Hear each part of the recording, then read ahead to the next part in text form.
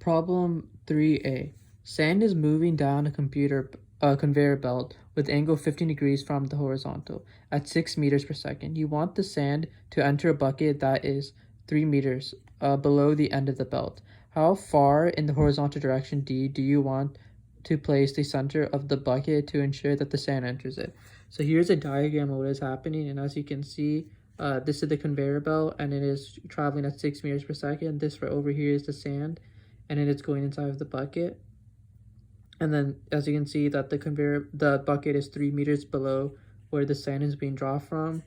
The angle of the slope is 15 degrees, and this is what we're trying to solve for. The distance between the bucket and the conveyor belt, the center of the bucket and the conveyor belt. And then this first, write out the given information that was given to us. So we know the height of the drop is 3 meters, right? Because that's how far the bucket is from the top of the conveyor belt.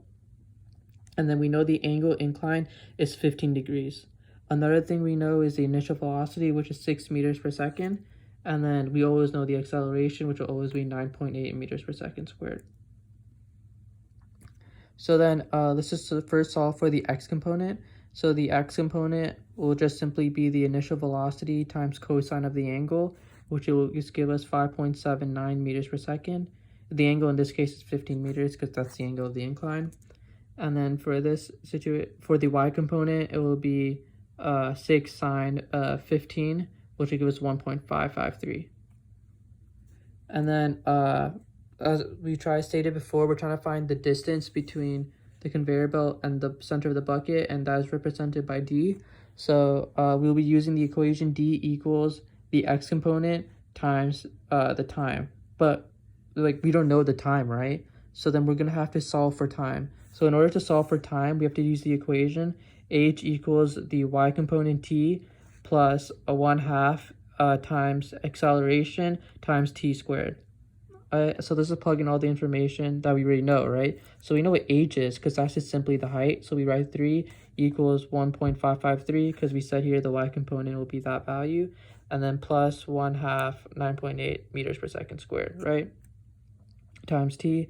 And then we will get, this will simplify out to 4.9 meters per second squared, t squared plus 1.553 t minus 3, and then we just solve for t, which will give us 0.64 seconds.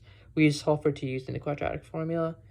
And then over here, so now we know what t is. We can just simply plug it into this equation, and that will just give us the answer, right? So then that's simply all we do. So we just d equals bix times t, and then we use 5.79 times 0.64 because that is what was happening, and then the answer will give us 3.654 meters.